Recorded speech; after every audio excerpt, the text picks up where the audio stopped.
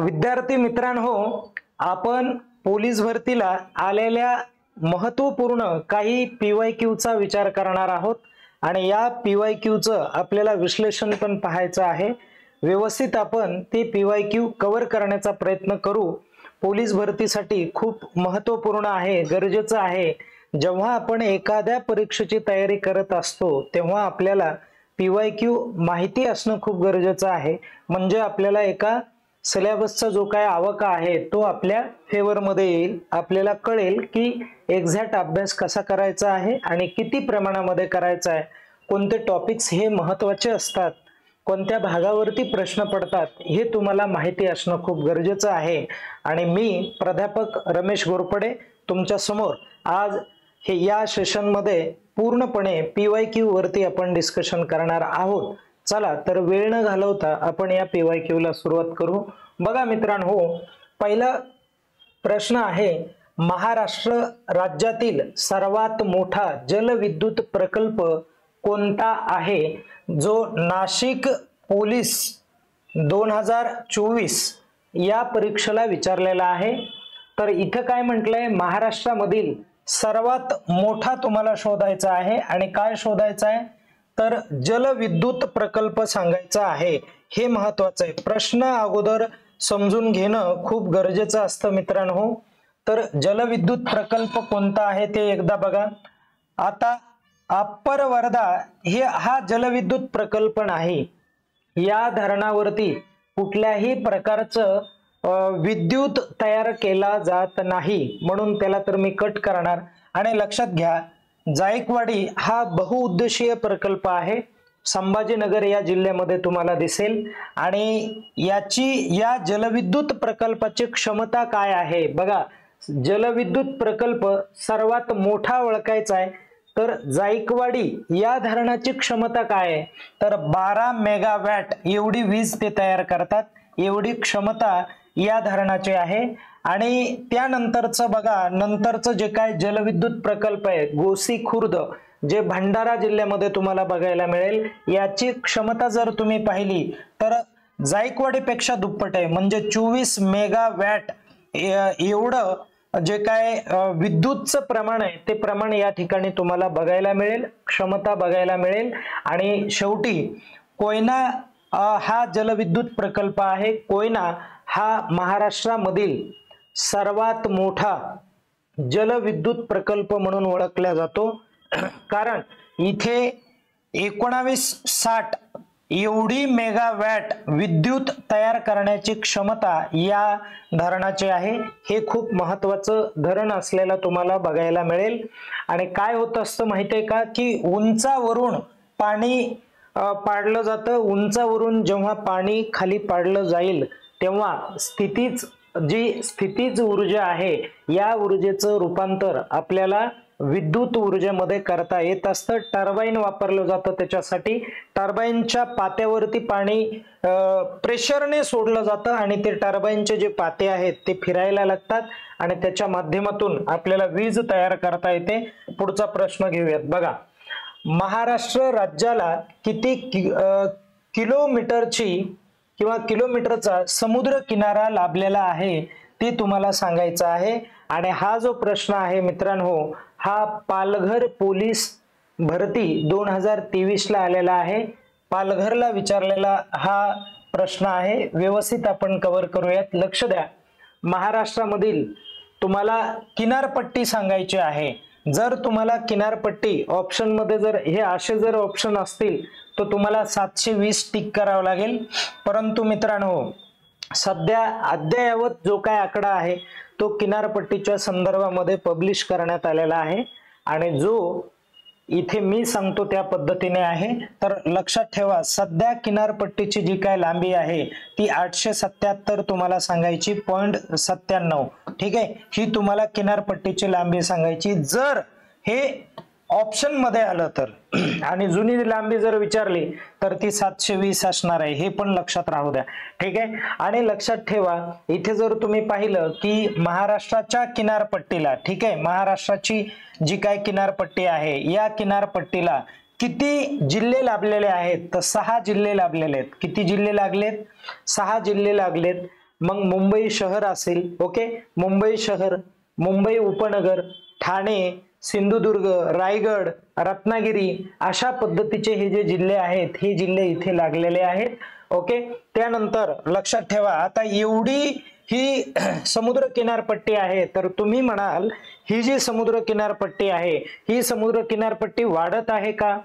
तर त्याचं उत्तर नाही असं आहे, वाढत नाहीये समुद्र किनारपट्टी. तर काय केलं जात आहे, तर या ठिकाणी अद्ययावत जे काय तंत्रज्ञान आहे त्याचा वापर केला आणि त्याचा वापर करून ही समुद्र जी किनारपट्टी आहे ही विचारात घेतली.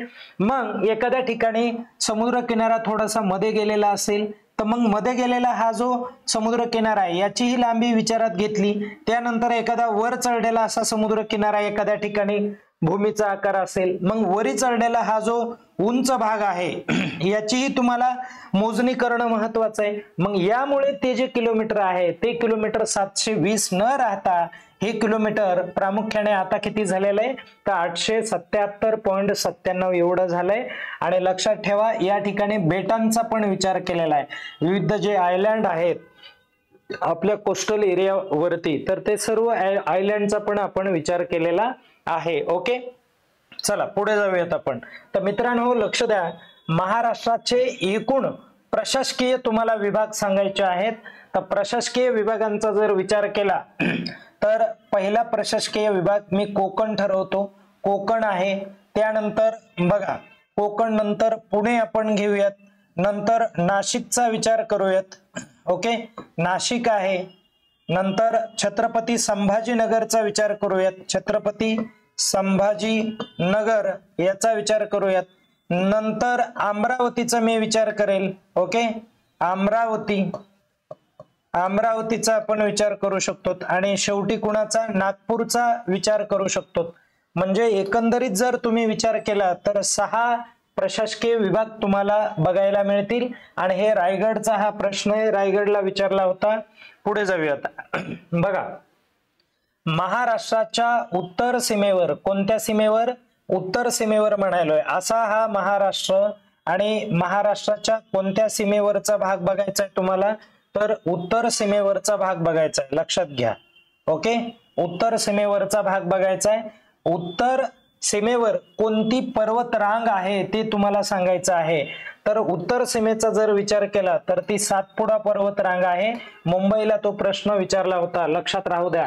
सातपुडा पर्वत रांगेच्या खालीच या महादेव पर्वत रांगा तुम्हाला बघायला मिळतील. ओके, आणि हरिश्चंद्र, बालाघाट या सह्याद्रीच्या पर्वतरांगामध्ये पसरलेल्या आहेत. निर्मल हे दक्षिणेकडे तुम्हाला बघायला मिळेल. त्यानंतरचा पुढचा मुद्दा, महाराष्ट्राच्या उत्तर सीमेवरती प्रश्न रिपीट झालाय मित्रांनो. ओके, मी पुढे जातो. आणि नंतर बघा खालीलपैकी कोणते थंड हवेचे ठिकाण आहे जे महाराष्ट्रामध्ये नाहीये ते विचारलंय त्यांनी. खालीलपैकी कोणते थंड हवेचे ठिकाण महाराष्ट्रामध्ये नाही. मुंबईला हा विचारलेला प्रश्न होता, 2017ला विचारलाय त्यांनी. आणि लक्षात ठेवा माथेरान हे महाराष्ट्रामधलं थंड हवेचं ठिकाण आहे. त्यानंतर महाबळेश्वर पण आहे. माथेरान कुठे रे, रायगडला आहे. महाबळेश्वर कुठे रे बाबा, तर ते तुम्हाला रायगडलाच बघायला मिळेल. आणि हे महाबळेश्वर आणि पाचगणी हे सातारा जिल्ह्यामध्ये बघायला मिळतं. आणि मग शेवटी राहिलं सातपुडा, तर हे एकमेव असं जे थंड हवेचं ठिकाण आहे हे मध्य प्रदेशमध्ये त्याचा महत्वाचा भाग आहे. बघा मुख्य भाग थोडा महाराष्ट्रामध्ये पण आहे, पण मुख्य भाग हा कुठे आहे, मध्य प्रदेशमध्ये, म्हणून तिथे मध्य प्रदेश असेल. ओके, चला पुढे जाऊयात. बघा महाराष्ट्रातील पहिले मातीचे धरण कोणते असं विचारलंय त्यांनी. नाशिकला विचारलेला प्रश्न आहे, 2023ला विचारलेला आहे. आणि ते गंगापूर असणार आहे. कोणतं असणार आहे ते, गंगापूर असणार आहे. पुढे जाऊयात आपण. नंतर बघा महाराष्ट्रातील तलावांचा प्रदेश कोणता आहे ते विचारलंय तुम्हाला. तलावांचा प्रदेश म्हटलं तर आपल्याला विदर्भ म्हणता येईल. विदर्भामध्ये मोठ्या प्रमाणावरती तलावांचा विकास करण्यात आलेला आहे. तलावांची निर्मिती तिथे मोठ्या प्रमाणामध्ये आहे. विदर्भामध्ये बुलढाण्यात तुम्हाला लोणार नावाचं एक सरोवर दिसेल बघा. ओके, ते पण तुम्ही लक्षात ठेवा. पुढे चला. बघा संजय गांधी नॅशनल पार्क हे कोठे आहे. संजय गांधी म्हटलं तर तुम्हाला लक्षात ठेवा मुंबईला विचारलाय 2019ला. आणि आलं पण ते मुंबईलाच. म्हणजे यावरून तुमच्या लक्षात काय येईल की एखाद्या जिल्ह्यामधला जर फॉर्म भरला तर त्या जिल्ह्यावरती हमखास प्रश्न असतात, त्या जिल्ह्याच्या भौगोलिक घटकावरती प्रश्न आहेत, त्या जिल्ह्याच्या वेगवेगळ्या संस्थांवरती तुम्हाला प्रश्न विचारले जातात. म्हणून जिल्हा चांगला करणं महत्वाचं आहे. तुम्ही ज्या जिल्ह्यामध्ये फॉर्म भरताय त्या जिल्ह्यामध्ये तुम्हाला व्यवस्थित अभ्यास करून जावा लागणार आहे. चिपी विमानतळ हे जे आहे हे विमानतळ कोणत्या जिल्ह्यामध्ये आहे असं तुम्हाला सांगायचं आहे तर ते सिंधुदुर्ग मध्ये आहे. पुणे या जिल्ह्याला विचारलेला तो प्रश्न आहे. 2021 ला आलेला तो प्रश्न होता. त्यानंतर पुढे जाऊयात आपण. बघा, पुणे जिल्ह्यातील पहिले ऊस संशोधन केंद्र कुठे आहे? पुणे जिल्हा म्हणायलाय आणि 2024 ला विचारलेला तो प्रश्न आहे ते कुठे आहे ते सांगायचंय. तर ते मांजरी या ठिकाणी, आणि या तिन्ही ठिकाणी कुठेही तुम्हाला ऊस संशोधन केंद्र बघायला मिळणार नाही. आणि मित्रांनो, इथे नंतरचा एक प्रश्न मी तुम्हाला विचारतो, मला कमेंट करून सांगा तुम्ही की ऊसतोड कामगाराचा जिल्हा कोणता आहे ते तुम्हाला सांगायचं आहे. कमेंट करा. चला पुढे जाऊयात आपण. तर आता नंतरचा जो काय प्रश्न आहे तो काय आहे बघा. महाराष्ट्रातील विधानसभा सदस्यांची तुम्हाला संख्या सांगायची मित्रांनो. ओके, तर महाराष्ट्रातील विधानसभा म्हटलंय, परत एकदा क्लिअर करा. ओके, जर विधानसभा जर आलं तर त्याचं उत्तर काय असणार आहे? 288 असणार आहे. बघा लक्ष द्या इकडे, मी इथे लिहितो विधानसभा. महाराष्ट्रातील विधानसभा म्हटलं की त्याची संख्या 288 असणार, बरोबर आहे. त्यानंतर मी जर असं म्हटलं की विधान परिषद म्हटलं, काय म्हटलं इथे मी? विधान परिषद म्हटलं तर त्या विधान परिषदेची संख्या बघा, विधान परिषद म्हटलंय, विधान परिषदेची संख्या तर 78 असणार आहे. त्यानंतर आपण विचार करू लोकसभेची संख्या. कशाची रे बाबा? लोकसभा. लोकसभेची संख्या किती आहे? महाराष्ट्रामध्ये किती आहे ते मला सांगा. तर महाराष्ट्रामध्ये 48 आहे. आणि त्यानंतर राज्यसभेची जर संख्या, महाराष्ट्रामधले मतदारसंघ सांगायचे तर ते 19 आहे. आणि त्यानंतरचा एक महत्वाचा मुद्दा मी सांगतो इकडे लगेच.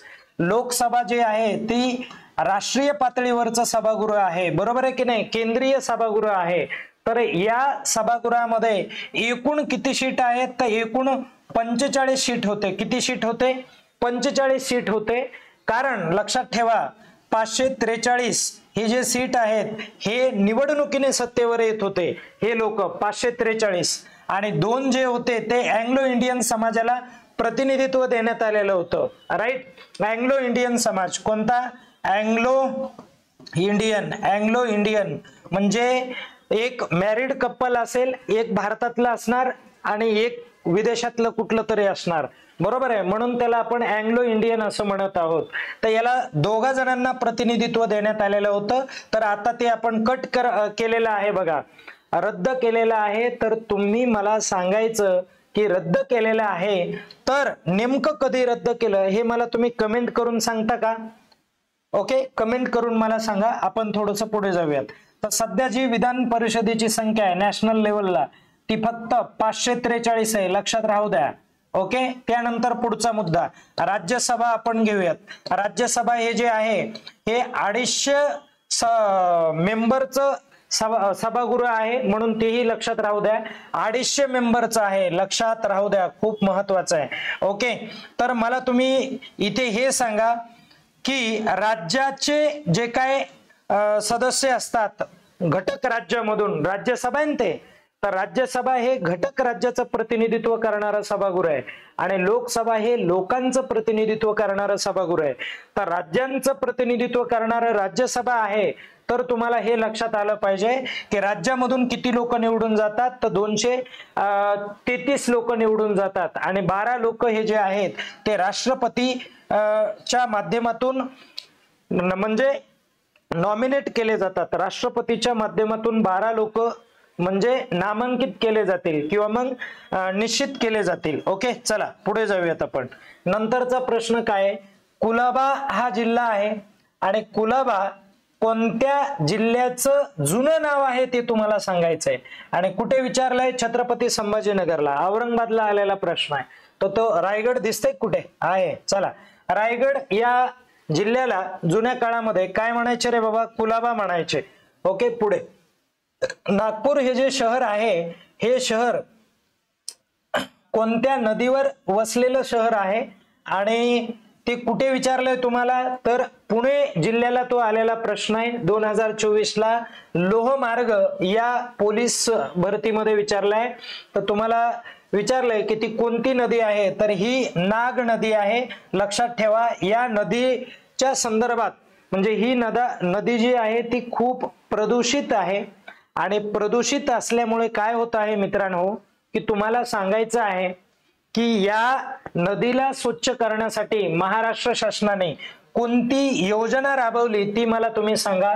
आणि नागपूर हे जे शहर आहे का हे महाराष्ट्राची उपराजधानी आहे हे सर्वांना माहिती असेल. चला, आणि त्यानंतर नागपूरच्या संदर्भात एक मी म्हणेल की संपूर्ण भारताचं केंद्रबिंदू म्हणजे नागपूर आहे. लक्षात ठेवा, संपूर्ण भारताचं केंद्रबिंदू कोणता आहे, नागपूर आहे. पुढे जाऊयात आपण.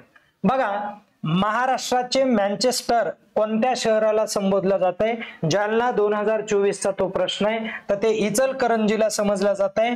आणि इचलकरंजी कुठलं शहर आहे, कोणत्या जिल्ह्यामधलं आहे, तर ते कोल्हापूर जिल्ह्यातलं शहर आहे. ठीक आहे, आणि लक्षात राहू द्या या इचलकरंजी जी आहे खूप महत्वाचं आहे. 28वी महानगरपालिका आहे ती आपली. कितवी महानगरपालिका आहे, ठीक आहे, मनपा कितवी आहे रे ती, 28वी आहे. लक्षात राहू द्या. मग मला तुम्ही कमेंट करून सांगा की 29वी जी काय महानगरपालिका आहे जी 2023 ला झाली होती, बघा कधी झाली होती, 29वी महानगरपालिका जी 2023 ला झाली होती ती कोणत्या जिल्ह्याची महानगरपालिका आहे ती कमेंट करून सांगा. महत्वाचा प्रश्न आहे तोही. ओके, लक्षात राहू द्या. आता मँचेस्टर का म्हणतात हे माहितीये का कोणाला, कारण इथे उद्योगधंद्याचा जो काय वापर आहे तो मोठ्या प्रमाणावरती असतो. उद्योगधंदे यंत्रावरती चालतात म्हणून तिथे मँचेस्टर असं म्हटलंय. ओके, चला आपण थोडंसं पुढे जाऊयात, नंतरचा प्रश्न घेऊयात.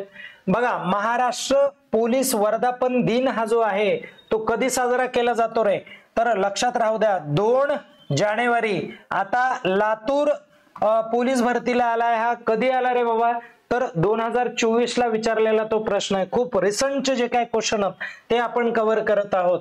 तर 2 जानेवारी ही खूप महत्वाची तारीख आहे. 2 जानेवारी 1961.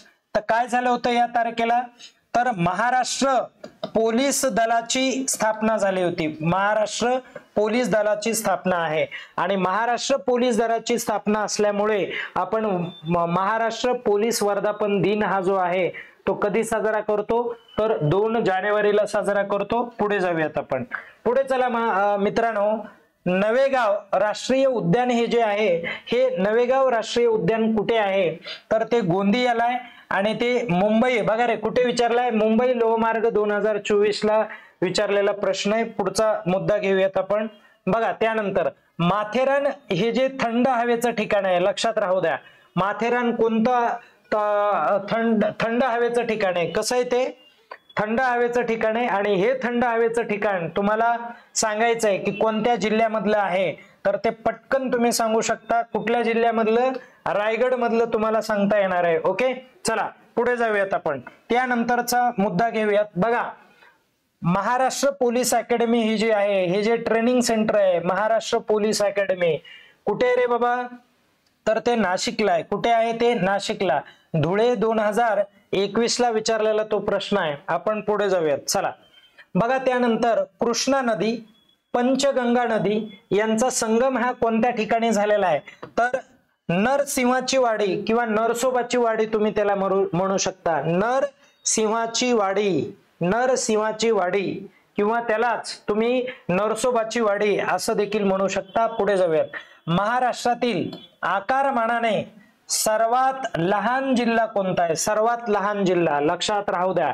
तर सर्वात लहान जिल्हा आकारमानाने म्हणायला येते. आकारमानाने म्हटलं की डायरेक्ट तुम्ही काय म्हणा, तर मुंबई शहर हे सर्वात आकाराने लहान आहे. फक्त आणि फक्त 175 चौरस किलोमीटर एवढा आकार त्या जिल्ह्याचा आहे. लक्षात राहू द्या. ओके, पुढे जाऊयात आपण. मित्रांनो बघा, समृद्धी महामार्ग अलीकडे निर्माण करण्यात आलेला आहे. तर समृद्धी महामार्ग हा जो आहे हा महामार्ग कोणत्या ठिकाणापासून चालू होतो आणि कुठे संपतो ते तुम्हाला सांगायचं आहे. तर हा जो जिल्हा आहे तो नागपूर पासून चालू होईल आणि कुठे संपणार आहे तर मुंबईला संपणार आहे. नागपूर बघा समजून घ्या, नागपूरला चालू होईल तो. नागपूर पासून कुठे चालू होणार आहे तर बघा नागपूर पासून सुरुवात होईल, मुंबईला तो संपेल. ओके, लक्षात राहू द्या. म्हणजे लक्षात घ्या इथे काय करण्यात आलेलं आहे रे बाबा, हा जो महाराष्ट्र आहे हा महाराष्ट्र काय करण्यात आलेला आहे तर इकडे पूर्व दिशा आहे, इकडे पश्चिम आहे. तर पूर्व पश्चिम हा जो एवढा भाग आहे हा जोडला गेला पाहिजे आणि याला पार करण्यासाठी 16 तास लागायचे. लक्षात राहू द्या. तर आता डायरेक्ट किती तास लागतात या समृद्धी महामार्गामुळे? 8 तास लागतात. तुम्हाला एक मी प्रश्न विचारतो, नागपूर पासून इकडे मुंबई पर्यंत हे जे अंतर आहे हे किती किलोमीटरचं आहे ते मला सांगा बरं, तुम्ही कमेंट करून सांगा मला.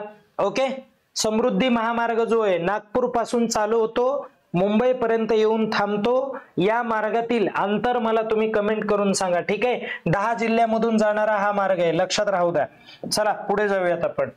बघा पुणे जिल्ह्यामध्ये किती अष्टविनायक मंदिरे आहेत ते तुम्हाला सांगायचं आहे. अष्ट म्हणजे काय रे? अष्ट म्हणजे 8. मग उत्तर काय असायला पाहिजे बरं? काय असायला पाहिजे उत्तर? मग हे उत्तर तर 8च असायला पाहिजे ना. ओके, पुणे 2021 ला विचारलेला प्रश्न आहे. नंतरचा आपण प्रश्न घेऊयात. लोणार सरोवर ओके उल्कापातातून तयार झालेलं, त्याचा जिल्हा कोणता आहे रे? बघा पुणे 2021 ला विचारलेला प्रश्न आहे. जिल्हा त्याचा कोणता आहे? बुलढाणा आहे. लक्षात राहू द्या. बुलढाणा बघा इथे समजून घ्या, बुलढाणा हे कोणत्या विभागात येणारा जिल्हा आहे ते मला तुम्ही कमेंट करून सांगा. ठीक आहे, चला कमेंट करून मला सांगा तुम्ही. पुढे जाऊयात आपण. बघा साल्हेर नावाचा हा एक किल्ला आहे. ओके, 1672 मध्ये मुघलांकडून जिंकून घेतला महाराजांनी. तर लक्षात ठेवा साल्हेर हा जो किल्ला आहे तो कोणत्या जिल्ह्यामध्ये आहे ते मला थोडस कमेंट करून सांगा तुम्ही. ओके, शेवटचा प्रश्न आहे ना का सांगू मीच? तर साल्हेर हा जो जिल्हा आहे तो नाशिक मध्ये आहे. आणि कुठे आहे ते बघा रे, कुठे विचारला तो? नवी मुंबई 2023 चा तो प्रश्न आहे. अशा पद्धतीने हे प्रश्न, आणि आय होप तुम्हाला हे चांगल्या पद्धतीने कळालं असेल अशी अपेक्षा करायला हरकत नाही. जर कळालं नसेल तर मला तुम्ही सांगत जा, आपण त्यानुसार चेंजेस करूयात. ओके, तुम्हाला समजणं हा आमचा अंतिम मुद्दा असेल किंवा अंतिम आमचं ध्येय असेल. विद्यार्थ्यांपर्यंत सोप्या भाषेमध्ये पोहोचणं हे प्रत्येक शिक्षकाला म्हणजे शिक्षकाची एक आतुनी इच्छा असते, जर तो शिक्षक हाडाचा असेल तर. ठीक आहे, चला विद्यार्थी मित्रांनो या ठिकाणी आपण थांबूयात. हे 25 क्वेश्चन आपण घेतलेले आहेत आणि असंख्य लेक्चर मधून मी 25 क्वेश्चन करून पूर्ण करणार आहे. तुम्ही आवर्जून आपल्या या लेक्चरला प्रतिसाद द्या, आपल्या चॅनलला सबस्क्राईब करा आणि मोठ्या प्रमाणावरती इतरांना शेअर करा, जरा लाईक करा आणि कमेंट पण करा. जरा दिलेले जे काय प्रश्न ते कमेंट करून मला सांगा. आणि या ठिकाणी आपल्याला थांबावं लागणार आहे. तत्पूर्वी स्वतःची काळजी घ्या आणि मोठ्या प्रमाणावरती यश संपादन करण्यासाठी निरंतर प्रयत्न करत राहा. धन्यवाद.